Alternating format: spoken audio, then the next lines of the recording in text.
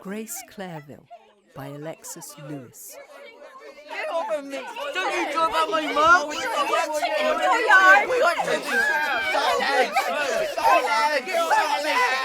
Hello! Hello, here. When the cat is out, the mice play. Now, what's all this row about, eh? Please, sir, he hit me. Please, sir, he hanged his jowl at me. Oh, the race is not always to the swift nor the battle to the strong, eh? Hey, can you give that boy a licking? I believe you, sir. And? Can't you whop him? I could, sir, if his hands were tied. Here, Giles, hold him. And you, my little man, take my cane and dust his jacket for him. Please, sir. Thou imp, dust his jacket, I say, or I will dust thine. All right, then. Oh! Ow! Ow! Ow! Oh, no! Ow! Stop! Oh, verily, the urchin hath dusted my trousers instead of his jacket. Justice is justice, and should be administered equally to all. Boys, come up. Timothy Shortribs. What are you about, eh, sir? Nothing, sir. Nothing, sir? What do you mean by that? Jonah dumps. What's a verb? To be, to do, or to suffer. That's right, my man. Barney Tiptoe. What part of speech is a slipper? A substantive or noun? A noun common, sir. Roger Longsnout. Do you know of any adjective sounds like slipper? Slippery, sir? Jeremiah Bobtail. What's the feminine of man? Wife, sir. Pretty near it, that'll do. Just spell it. Spell it directly, sir, and be quick about it. Y-F, wife, sir. Squeak, take care of him, eh? Okay, yeah. Billy Barlow. Where's Italy, sir? South of Europe, sir? How is it situated? On the River Po, sir? Papa! Where's your mother? Please, sir, she's at home, nursing of the baby. Then when you go home, tell her not to forget the sixpence she owes me for your last week's schooling. Boys, I'll give you all a half holiday. Except those two boys, they got fighting. Come here and tell me what you were quarrelling about. Please, sir, I punched him because he wouldn't give me back my bit of paper. Youngster, you'll find that honesty is the best policy. What bit of paper does he mean, eh? Here, hand it over, sir. Please, sir, I only wanted to read it. What's this? Where did you get this, eh? Why, when we went to Bird's Nesting last half-holiday, sir, under the yacht, and he climbed up after a pigeon's nest. No, it wasn't a pigeon's nest now, for it was a crow's, and wasn't there 5 eggs in? And wasn't you meant to have the odd 'un, and I was meant to keep the paper? Now, young scamp, you look at me without laughing, and mind you don't tell me any lies. Do you mean to say you found this note in a crow's nest? Yes, sir. For there's 2 or 3 holes in it, and that was made by the crow's foot. Very odd for a crow to write love letters. I should as soon expect to see a grasshopper cut bread and butter. Here, you may run home, but mind and not get fighting in the road. Thank you, sir. Please, sir, ain't I to have the paper back? No, sir. Confiscated to the state. There, run home with you. When the battle's done, the spoils are won. Giles, Squeak, enough retired to my studies. Go. Practice crying out amen for an hour. Yes, sir. Verily. And now to collect my ideas, that they may be linked and hang together like a pound of Epping sausages. Edmond. Well, worthy Obadiah, what news? Have you found the body of Mabel Humphreys? Why, no, not exactly. I made research, but only discovered... What? That the proverb, seek and thou shalt find, is a lying proverb. Alas, my exertions are unavailing. Hope flies from me. as the clouds flee before the gale. Are you certain the wood has been explored? That no thicket, no glen, no ditch conceals the object of our search? Are you quite sure? Cocksure. We sought in the wood, out of the wood, all around the wood, under the wood, and atop the wood, but there was nobody there. Further and further from the end I hope to attain. On and on, ever on. Yet something bids me persevere. I will not yet give up. Friend, I shall take the earliest opportunity of rewarding you for the assistance you have lent me on this emergency. Truly, the labourer is worthy of his hire, and if you'll keep your promise, Mr. Lennox... There's my hand as pledge of my sincerity. Well, I always said that you never slandered Squire Edgecombe, and now I believe it more than ever. This is foreign to our purpose. Not a bit of it. It proves that I think you an honest gentleman, and that you will keep your word. Now, I'll tell you how you can serve me. Old Crusty Croak, the overseer of this village, is going very fast, Mr. Lennox. Well, and what of that? Why, when he does go, there'll be somebody wanted. Don't you think I should cut a very respectable figure as successor to the overseer, Crusty Croak? Oh, certainly, as far as figure and qualifications went. But what have I to do with your nomination? Do? All. Everything. Your interest, Mr. Lennox, would do wonders. My interest? You forget that the unfortunate event which deprived me of the consideration I once could claim in this part of the country destroyed my interest also. I am sorry, friend Obadiah, very sorry. I cannot assist you. Oh, but I say you can. I know that the time you mentioned the common people turned against you, but the justice didn't. And he's the biggest cherry in the bunch. You know, he was obliged to acquit Squire Edgecombe because there were no proofs against him. Come to the point at once. I am close upon it. You know, sir, that a stitch in time saves 9, and a word in season is as good as a reason. Now, if you'll only promise to speak to the justice for me, why, when 'tis all up with Crusty Croak, I shall be elected overseer Obadiah Proverb, ESQ. Well, Obadiah, I can do that for you, and will. Then I'll do something for you. I'll tell you something worth knowing. The folks about here begin to suspect you've been victimised by Squire Edgecombe. What? No. Do they believe me innocent? Why, no. Not exactly innocent, but they say there's some mystery in the affair that'll be cleared up sooner or later. People will talk, Mr. Lennox, and you being so thick with Squire Edgecombe since that time, and particularly with his lady, and this is only between ourselves and the gatepost, has opened their eyes a little. They know he is not so generous as all that, without some reason. Thank heaven, I am not then wholly condemned. Obadiah, you have restored me to hope. You have infused fresh energy in me. You have given me new life. I'll give ye something better than that. Read that. One of my youngsters found it in a crow's nest under that Yat Rock. Why, Obadiah, this is proof that Hubert Edgecombe and Mabel Humphreys were together on the very night she so mysteriously disappeared. 'Tis proof of proofs, Mr. Edmond, although I have not been able to make it all out. Here, then, I can decipher it. Although the paper is torn in 2 or 3 places, important business prevented me from seeing you the whole of last week, as customary. Meet me tonight, Tuesday, at 10, on the Simmons yacht. I have much of importance to communicate. Ever tenderly yours, Hubert Edgecombe. The upper corner of the note is torn off with the first letters of Mabel's name. But here are the last 3.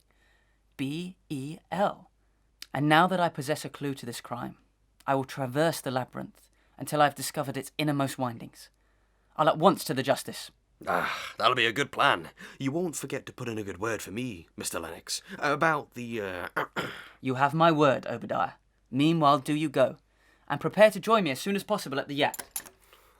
Oh, Obadiah Proverb, overseer of Whitchurch, ESQ. What buzz of voices is that? What does it all mean? Are they talking of Mabel? I don't know why we are assembled here, but 'Tis by order of the justice. 'Tis something extraordinary, I dare say.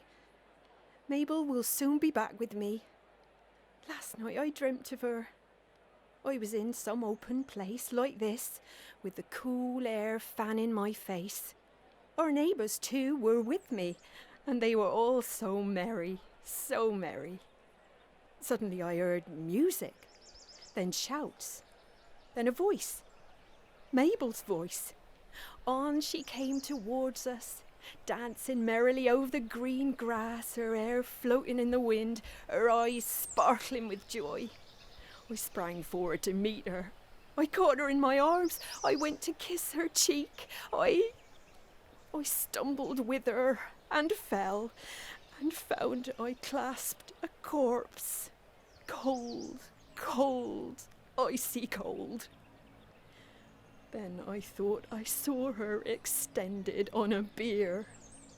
I prayed and wept, and the tears fell hot, scalding hot, and blistered my poor hands. Suddenly a voice whispered in my ear. It said, "Murdered, murdered, murdered." I started. I look up, and standing over her, mocking my distress, laughing in her face of death like an hellish demon, I beheld Hubert Edgecombe. I sprang up. I grappled with him. My fingers clutched his throat. I felt his breast heave, heave, heave as the breath slowly left it. I heard the rattle, the gurgles, yes. I heard that, and I laughed out. Oh, he gave one deep groan. The ground beneath us opened, and we went, both of us, into darkness. Darkness, darkness, cold darkness. I hope, Mr. Lennox, you will now explain why I am thus unceremoniously compelled again to appear before these gentlemen, before this vulgar crowd. I, sir, will spare him that trouble. You are brought hither to explain certain circumstances connected with the disappearance of Mabel Humphreys, whom we strongly suspect to have been murdered. Sir, this is the second time I am called upon to answer these same questions. Proceed at once. I am prepared now as I was then. Is that your handwriting? You wrote that note to Mabel Humphreys? You cannot prove that. It is neither addressed to her, nor does her name appear on it. 'Tis true. The name is partly defaced. The three last letters B-E-L are alone legible. The other corner appears to have been torn off, or perhaps pecked off by birds. We are, notwithstanding, warranted to conclude that this note was sent to her by you. You will allow me, sir, to take advantage of this imperfect evidence, and to maintain that I did not send it. We have a witness who can prove that on the evening she disappeared, you commissioned him to convey it to her. Yes, verily. And the squire gave me a groat, which the master took away. Because, well, I shouldn't spend it. It was Tuesday, last fair day. This tallies with the day mentioned in the letter, which is Tuesday. There are more Tuesdays in the year than one. That, therefore, is no proof. This duplicity is horrible. It destroys my newborn hopes. Mr. Lennox, I fear that unless you give further and more convincing proofs, we cannot legally detain Mr. Edgecombe. More proofs? Why, it is as clear as the sun at noon. I am convinced he is the murderer. Conviction, sir, is not evidence, and you must give your reasons for thus openly aspersing individual character. I will do so. I will not detail the circumstances under which I last applied to you, sir. For the purpose of clearing up this mystery, the results of that inquiry were to brand me a slanderer, to send me forth a butt to the hootings and hisses of a crowd, and to call down upon the contempt of all. I returned home frantic, driven to desperation. I was on the point of committing self-murder when my hand was stayed by him. I implored him to retract the horrible tale he had told. He persisted in it. laughed at my fears, and bade me make an effort to overcome them. I did. He then prevailed upon me to accompany him home, and received me under his roof as though nothing had occurred. But from that day did I form my plan for surprising his secret. Daily we strayed into the woods. We scoured the country in every direction, but I remarked that, when I bent my steps hitherward, he ever found some pretext for going another way. This heightened my suspicion. By an innocent artifice, I lured him to the top of the yat yonder. He turned ghastly pale. His knees smote together.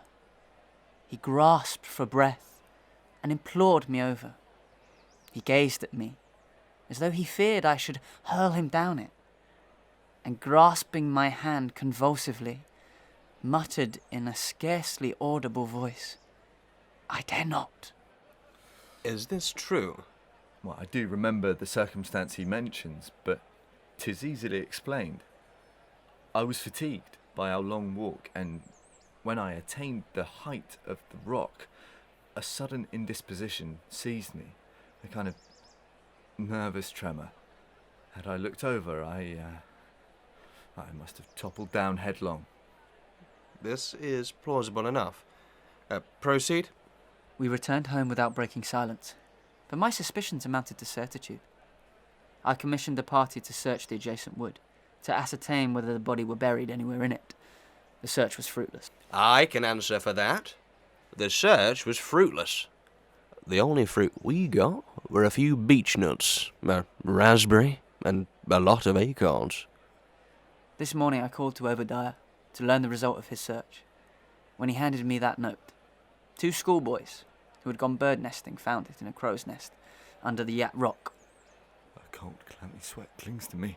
This is awful, awful proof. You will perceive that the upper corner of the note is torn off, and that there are 2 or 3 holes, apparently made by the bill or claws of the bird. Yeah, it is so. Having thus obtained a clue to the locality, and coupling this incident with our visit to the rock, I sent the 2 boys as guides with a party of villagers, who are now exploring the crags of the Yat, which are, as you know, most difficult of access. Oh, horrible, horrible torture. Should they discover the body, I am lost. I heard shouts from that direction. Perhaps they have found the body. We've explored the crags but found nothing. I breathe freely once more. I am yet safe. But there is one chasm which we cannot get into on account of the steepness of the rock. We can see into it, and there is water there. And we fancy something that looks like a body. Ah, then I will lend my assistance. I will myself descend into the chasm. I must arouse all the energies of my soul to meet this emergency. Let me consider how to baffle them. I know 'twas of Mabel they spoke. I know I am mad, but I feel as though an heavy weight has suddenly ceased crushing my poor brain. There, those shouts again, just as I heard them in my dream. The body is found. 'Twas deep in a chasm unapproachable from beneath, and from the steepness of the rock dangerous from above, I caused it to be blasted with gunpowder and thus effected an entrance. Is the body decomposed? I fear the limbs are frightfully broken, although the moisture from a petrifying spring in the cavern has prevented decomposition. Here are the villagers. They bear the body of Mabel Humphreys. My Mabel! My Mabel! Mr. Edgecombe, you must account for the disappearance of this young girl. Her body has been found beneath the Yat Rock, the spot mentioned in your note. Again, I must look upon her beauteous face and stand unappalled at the memory of that fearful crime. Her being found, as you state, is no proof that she came there by my hand. My poor child. My dear darling Mabel. She was murdered. Murdered. See, look here. Here are the marks of an hand on her throat. Oh, I shall choke. She was foully destroyed. She was strangled. This amounts to proof positive. Mr. Edgecombe, I will hear anything more you have to say in self-justification, but you must consider yourself the prisoner of the law. Officers, do your duty. Look, I tell you, you have no proof I did it. Those marks are not the marks of my hands. I did not throw her over. She threw herself over. She fell over. Sir, you will take notice of those words. He admits that Mabel Humphreys either fell over or threw herself over the yacht. He must know more of the manner of her death. See, her dear hand, 'tis like marble. Her fingers are clutched as in the agony of her death pang. Look. What is this? As I live, 'tis the missing corner of the note. Here is the word dear, and here are the first two letters of her name. M.A. Ah, this brooch, with the initials H.E. upon it. 'Tis Hubert Edgecombe's. I tell ye, I did not do it. I did not strangle her. I did not throw her over. You can't hang me. I'll baffle you yet. I heard a voice. It said, murdered, murdered, murdered. Ah, demon, spectre, thou art there, murderer of my Mabel. I'll tear thy very heart out. Get off me. It's all over. I remember it all now. Mad. I have been mad, but I am not mad now. Death has for a moment restored my senses, that I might curse the destroyer of my child, my innocent child. I curse you, Hubert Edgecombe. Oh, Obadiah, I'm so glad to see you. I've been expecting you this half hour. My dear Bridgit, my heart throws double somersaults at the sight of thee.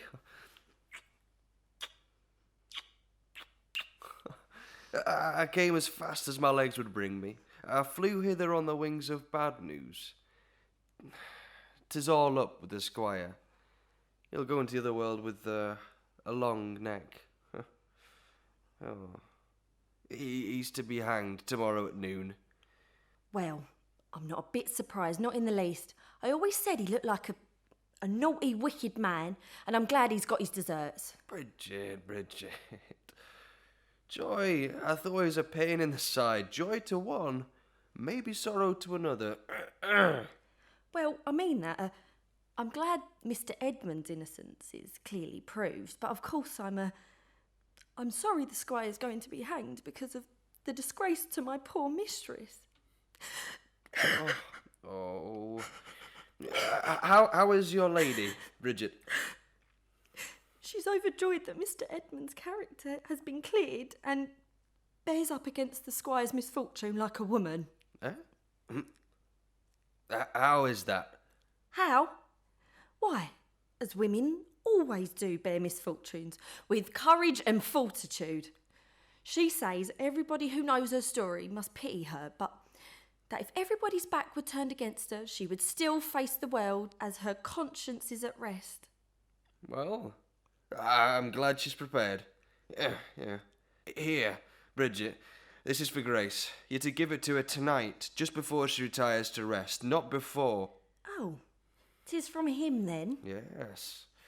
He wrote it as soon as the judge passed sentence of the death upon him, to be hanged by the neck until you were dead.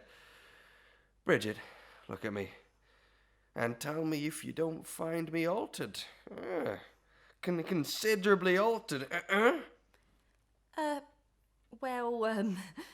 No, I can't say I do. What? Don't you think now that I'm a good deal altered, for the better? That I have got less of the beadle and more of the gentleman about me, more aristocratic like. Upon my word, Obadiah, you almost make me laugh. What in the name of good fortune do you mean? Bridgit, Crusty Croak croaked last night, walked into Kingdom Come, and I am now overseer and church warden of this village and parish. Well, I suppose now you'll become quite a gentleman. You won't consider to think of us as poor folks. Bridgit, he or she who suspecteth a friend risks making an enemy. What? What are my newborn honours? My parochial dignities, my rank, my glory, my without thee, my Bridgit, to share them with? Oh, that I were a riband on that cap, that I might kiss that cheek. Bridgit Sykes, Bridgit Sykes. Oh, wherefore art thou, Bridgit Sykes? Cease to be a Sykes, and I'll no longer be a bachelor.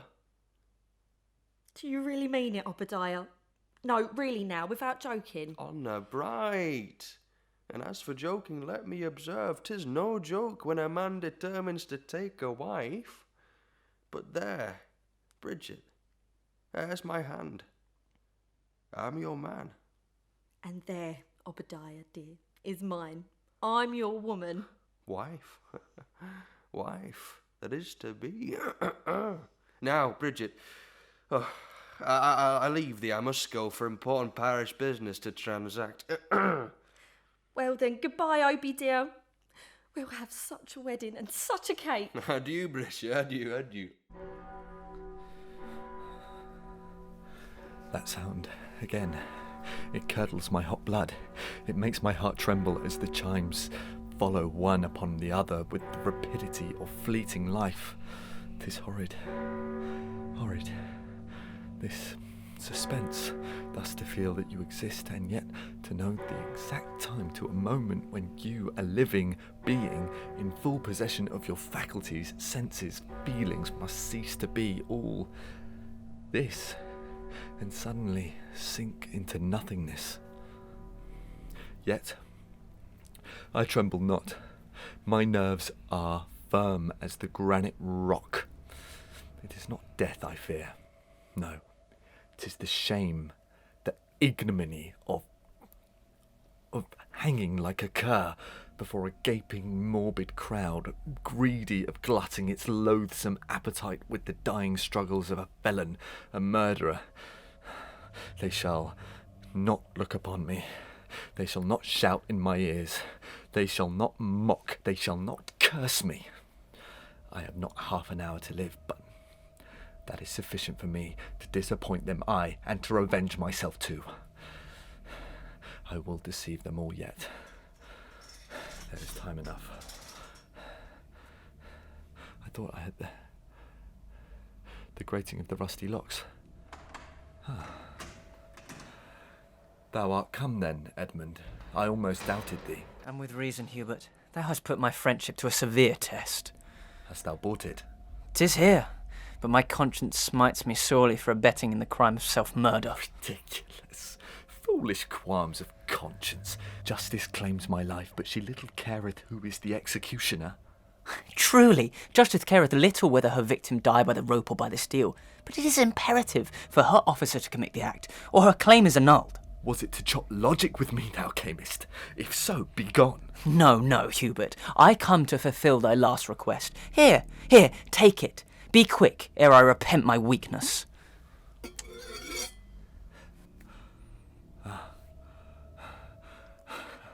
I have it. They shall not hang me. The ignominy of a dog's death shall not be mine. Oh, Edmond, thou hast atoned for thy crime. Thou hast made my tongue more reluctant to curse thee as I do now. May all Hold! Silence that impious tongue, or thou dost deceive me. Fool that thou art, did not thy hypocrisy deceive me? Didst not thou betray me? I am blackened with misery by thy existence among men. Forbear, Hubert, forbear. I sung not thy secret. Thy confession was the offspring of thy own uneasy conscience. Forbear thy curses, then, forbear. Forbear, said thou. Forbear. No, if only I possessed the fiery imagination of a poet to invent a malediction dire enough for thee. Hearest thou that?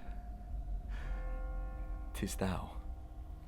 Thou who hast brought me thus to within a quarter of an hour of death. Hearest thou that summons, and canst thou ask me to forbear? Hubert, it is I, your wife. You must calm yourself.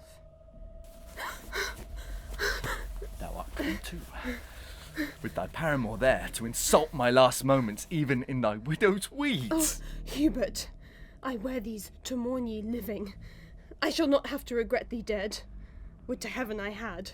But these outward marks of inward sorrow must be exhibited to the world. Kneel, woman, kneel, as thou lovest life, as thou fearest death. Horrible bloody man! Would thou make a second victim? Stir one step, breathe an alarm, and I plunge this hilt deep into her heart. What would you have me do, Hubert? Oh, do not destroy me too. I have done naught to rouse these fiendish passions. Tell me what to do. I will tell thee. 'Tis well thou art obedient, as thou ever wert. Now look on that man, thy husband's murderer, thy paramour, who loveth thee better than life. Look upon that wretch, whom thou, Grace, lovest also. Oh, Hubert, in pity spare a wounded heart this horrible torture. My heart was his, but never, never did I wrong thee. On my soul I did not. I know it, and that thou lovest the man whose hands are stained with thy husband's blood. Aye, and when the rank weeds are grown over my execrated grave, thou wilt perhaps call him husband. Upon his head must thou invocate direst evils that can torture man. Thy tongue must speak it. Thy tongue shall speak it. Mouth it not, but curse him from thy heart as I do. Heaven assist me, I implore thee. Now, thou, who all-powerful, canst at will create, annihilate, give pleasure or pain, render happy or miserable, thee I invoke by thy ministering agents to overwhelm with thy direst malediction everlastingly, to pursue with aggravated punishment this man, the destroyer of my husband. Hubert, have mercy. Back, I say, back. She must, she shall curse thee, Grace. Say on. Thee I invoke, by thy ministering agents, to overwhelm with thy direst malediction, aye, and everlastingly to pursue with aggravated punishment me, thy servant Grace, if I lift up my voice to curse human creature of all, him I so adore. Ha! Angel, thou hast lived. Angel, thou shalt die. No! Oh, save me, Edmond. Save me from the monster.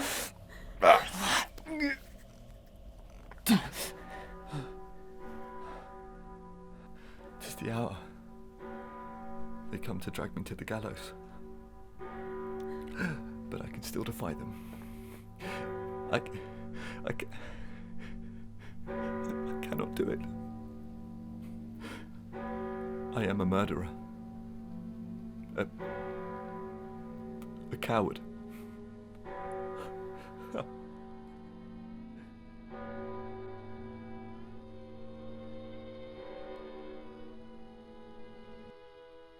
You've been listening to part 3 of Grace Clairville, or The Crime at Simmons' Yacht.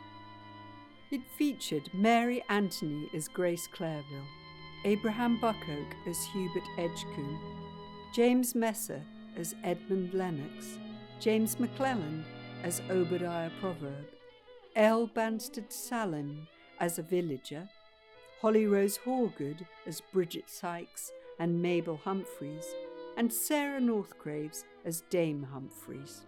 All other voices were performed by the company. It was adapted and produced by Abraham Buckoke for the Red Curtain Club, with great thanks to Daniel Kleinman, Judith Kleinman, Peter Buckoke, and Harry Buckoke.